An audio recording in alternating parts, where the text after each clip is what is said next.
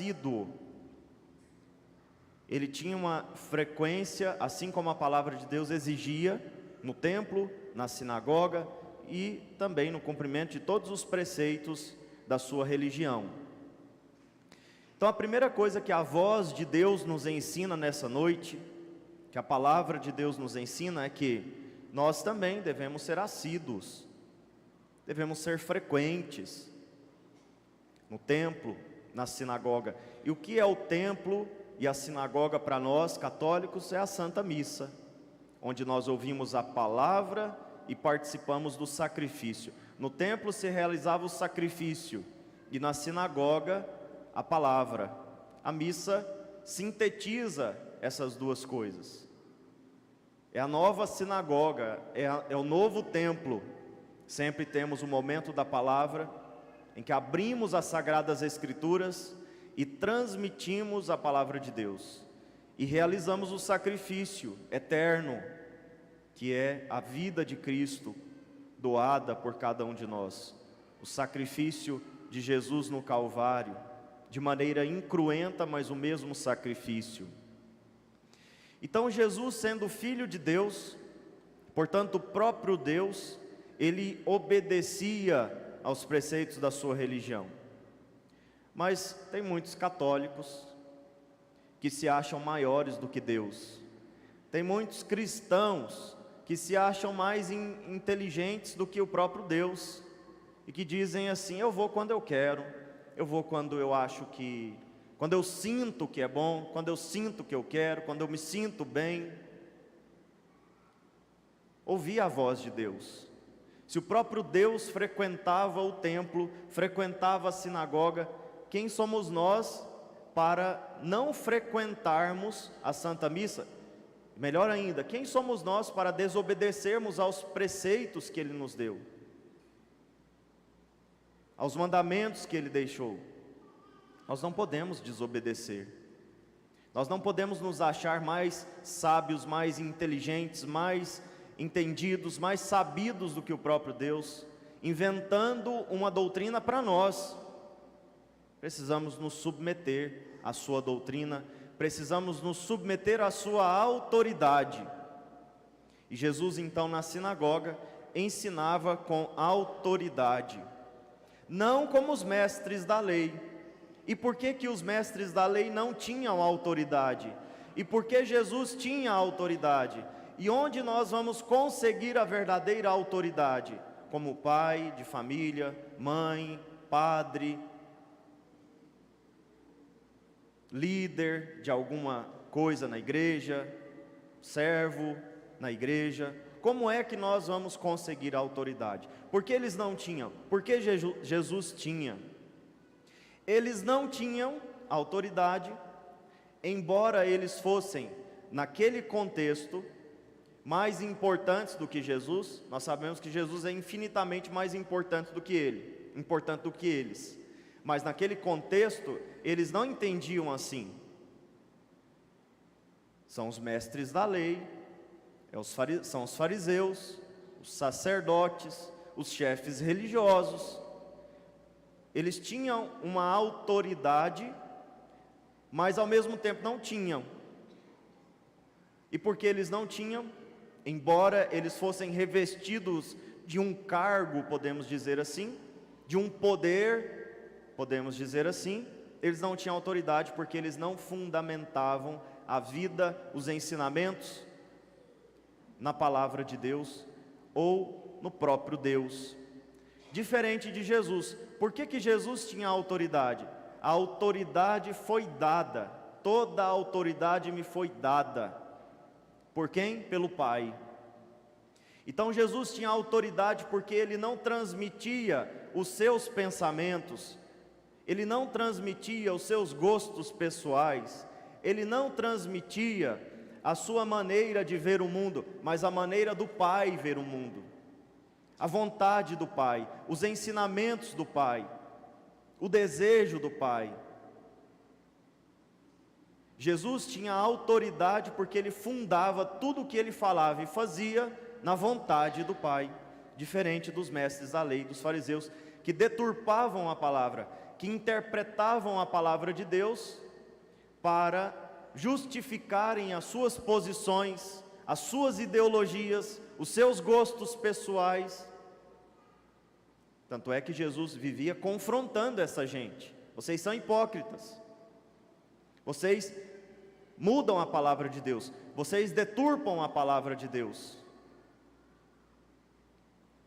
Vocês corrompem a palavra de Deus para justificarem a postura e a vida corrompida que vocês levam. E agora eu pergunto, isso não tem acontecido hoje? Nós não vemos cristãos corromperem a palavra de Deus para justificarem a vida corrompida que eles levam? Nós não temos essa tentação de querer corromper a palavra de Deus, de interpretar a palavra de Deus segundo os nossos gostos, segundo a nossa vontade, conforme o que for mais confortável para nós, para justificar as nossas posições erradas.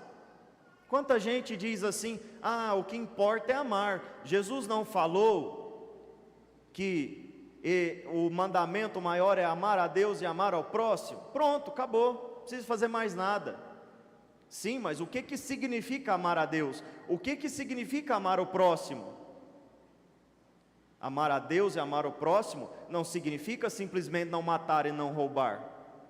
Tenho falado isso insistentemente nas últimas homilias, porque as pessoas insistem: se eu não matei e não roubei, tá bom, eu posso transgredir todos os outros mandamentos, porque o que interessa são só esses dois: não matar, não roubar. Sim, mas não tem um mandamento que fala, por exemplo, não levantar falso testemunho? Não tem um mandamento que fala para a gente não dar falso testemunho, para a gente não mentir, não falar mal das pessoas, não ficar de fofoquinha? Não tem um mandamento que proíbe o cristão de ficar fazendo complôs contra os outros para se favorecerem? E tem gente que faz, continua tendo patrões oprimindo os seus funcionários, funcionários lesando os seus patrões, não trabalhando direito, mentindo para não ir trabalhar, pegando atestado falso para não comparecer no serviço. Continua tendo. Ah, mas eu não matei, não roubei, então tá bom. Como assim?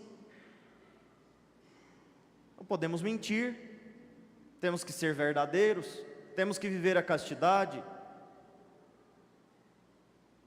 temos que amar a Deus, temos que frequentar a missa, temos que honrar os nossos pais. Ah, eu não matei e não roubei. Mas e você tem visitado seus pais, que são idosos, que precisam de você? Não tenho tempo, trabalho muito, tem outras coisas mais importantes para fazer. Mas como assim? Você não tem que honrar o seu pai e a sua mãe?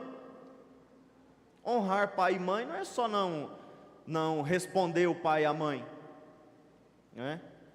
Até esse negócio de responder é meio confuso. A minha mãe, quando eu era pequeno, ela vinha danar comigo, e ela dizia: por que você fez isso? Aí eu começava a responder, ela não me responde. Não sei se vocês já passaram por isso, né? Honrar pai e mãe não é só isso, não é só essa confusão, se eu respondo ou não respondo. É muito mais do que isso. Honrar pai e mãe não é obedecer cegamente os pais. Tem coisa que a gente precisa desobedecer. Ó, você não vai casar com fulano, não. Vou sim. Você não vai casar com Beltrano. Vou sim. Quem vai casar sou eu. Você não vai morar em tal cidade, não. Vou sim. Porque eu mais o meu marido, ou eu mais a minha esposa, decidimos que é o melhor para nós. Ah, mas vai ficar longe de mim. Não é por aí. Não é submeter a capricho de pai e mãe, mas respeitar, honrar, visitar, se importar com eles, saber como estão, viver os valores que eles transmitiram, ser fiel aos valores que eles transmitiram, valores da fé. Quantos filhos desonram os pais? por exemplo, no ateísmo. O pai e a mãe ensinou a ter fé, a ser piedoso. Chega na faculdade, o primeiro professor de história que diz que a igreja matou milhões na Idade Média, nas cruzadas, porque a igreja é corrompida. A pessoa nem se preocupa em perguntar para a igreja, em estudar, em verificar as fontes. Ah, é a religião do meu pai e da minha mãe toda errada. É uma desonra. Então, nós precisamos ouvir a voz de Deus, ver que Jesus frequentava o templo, ver que Jesus frequentava a sinagoga e parar de ficar inventando uma religião para nós, uma doutrina para nós. Não, eu só faço o que eu quero, eu só faço o que eu acho que é bom, eu só faço o que me dá prazer, eu só faço o que me dá vantagem, eu só faço o que é confortável. Não. E é justamente aqui que está a autoridade de Jesus, que os fariseus não têm, e que nós queremos ter. A autoridade está em viver a nossa vida, em pautar a nossa vida na verdade. A verdade que é Deus, a verdade que é a palavra do Pai. E diante desta autoridade, o inimigo de Deus, o demônio, revela a sua face. Diante da verdade, o mal mostra o seu rosto. E é por isso que sempre que Jesus pregava, as pessoas possuídas pelo demônio se manifestavam, como aconteceu aqui na sinagoga. Um homem possuído pelo demônio, por um espírito mau, gritou: que queres de nós, Jesus Nazareno? Vieste para nos destruir? Sim, porque a verdade destrói a mentira, o bem destrói o mal. A justiça prevalece sobre a injustiça. O trigo vai para o céu, o joio para o inferno. Então essa realidade, essa luta do bem contra o mal, nós vemos acontecer em toda a vida ministerial de Jesus, em todo o apostolado de Jesus. Os demônios, eles se manifestam, os demônios, eles reagem diante da verdade que Jesus prega e vive. Então queremos ter autoridade, mas queremos ter autoridade na mentira, no poder, no dinheiro. Por que Jesus tinha autoridade? Porque ele era rico? Não, ele não tinha onde reclinar a cabeça. As raposas têm tocas, os pássaros têm seus ninhos, mas o Filho do Homem não tem aonde reclinar a cabeça. Então não era dinheiro. Ele tinha autoridade porque ele era um chefe religioso importante? Não. Eles consideravam Jesus abaixo dos fariseus, dos mestres da lei, dos sacerdotes. Ele que é o verdadeiro sacerdote, ele que é o verdadeiro mestre, mas ele não tinha um título que dava essa autoridade para ele, embora nós saibamos que ele tem. É por causa do poder, força bélica, das armas? Não. Se o meu reino fosse desse mundo, os meus soldados estariam aqui para me defender. Jesus não tinha. E quando Pedro arrancou a faca, a espada, e cortou a orelha do soldado Malco, né? Jesus repreendeu Pedro: guarda essa espada, Pedro. Então não é pela força da espada, das armas, do poder, do dinheiro, dos títulos, que nós teremos autoridade também. Se quisermos ter autoridade em casa, na igreja, na sociedade, no trabalho, neste mundo, precisamos unir a nossa vida à verdade, as nossas ações, à verdade. É a verdade que confere autoridade. Quem quer submeter os outros a partir da força, da mentira, do poder, do medo, torna-se um tirano. E Jesus não é um tirano. Jesus não é uma pessoa arbitrária. Jesus não é autoritário. Ele é a autoridade em tudo o que ele faz, em tudo que ele prega, em tudo que ele vive, porque ele está unido, a sua vontade está unida à vontade do Pai.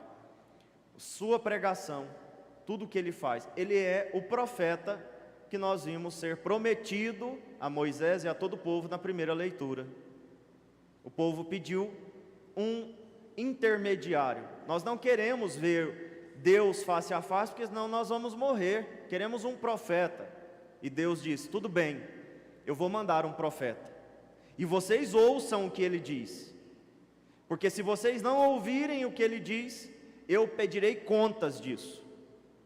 E também ai daqueles falsos profetas, daquelas pessoas que deturpam a palavra, que ensinam as coisas erradas. Essas pessoas irão morrer. Foi assim que concluiu a primeira leitura.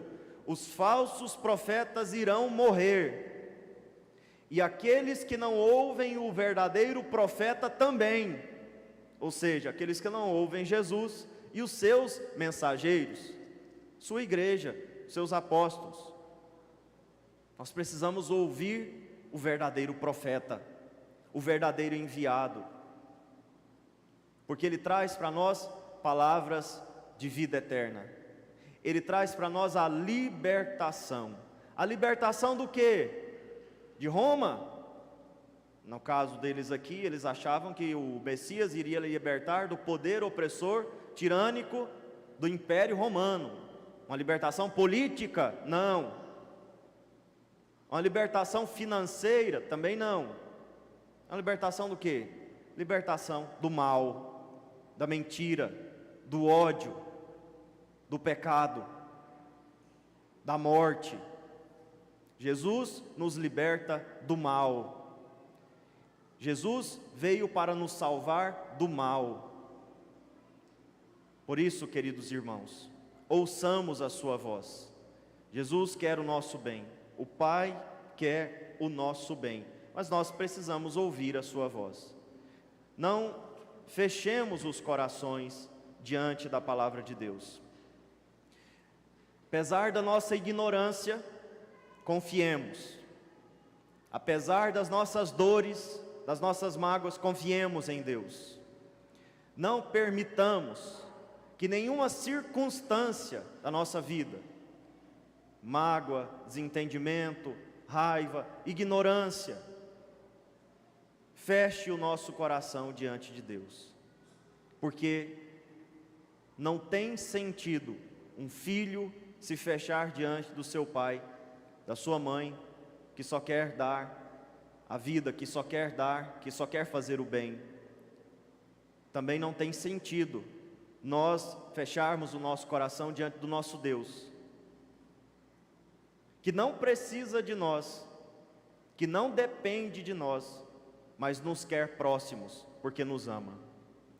Creio em Deus Pai Todo-Poderoso, Criador do céu e da terra, e em Jesus Cristo, seu único Filho, nosso Senhor, que foi concebido pelo poder do Espírito Santo, nasceu da Virgem Maria, padeceu sobre Pôncio Pilatos, foi crucificado, morto e sepultado, desceu à mansão dos mortos, ressuscitou ao terceiro dia, subiu aos céus, está sentado à direita de Deus Pai Todo-Poderoso, donde há de vir a julgar os vivos e os mortos. Creio no Espírito Santo, na Santa Igreja Católica, na comunhão dos santos, na remissão dos pecados, na ressurreição da carne, na vida eterna. Amém. Caríssimos irmãos e irmãs, oremos para que o Senhor continue a mandar profetas à sua igreja e nos dê o gosto de escutar as suas palavras, dizendo confiadamente: ouvi-nos, Senhor. Ouvi-nos, Senhor. Para que a Santa Igreja, presente em toda a terra, ampare, estimule e defenda os profetas, que o Espírito Santo nele faz surgir, oremos. Ouvi-nos, Senhor. Para que as nações em dificuldade recebam a ajuda internacional de que precisam e assim cresça o bem-estar dos seus habitantes, oremos. Ouvi-nos, Senhor.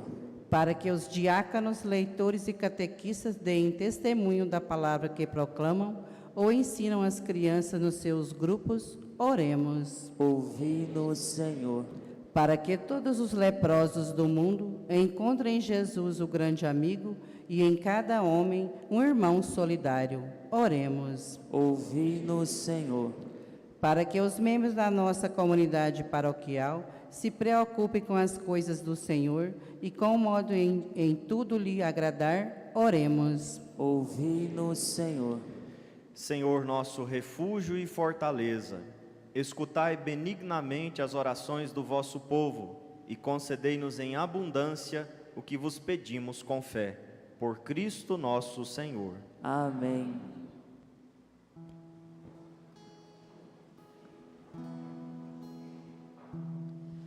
Bendito sejas, Senhor Deus do universo, pelo pão que recebemos de vossa bondade.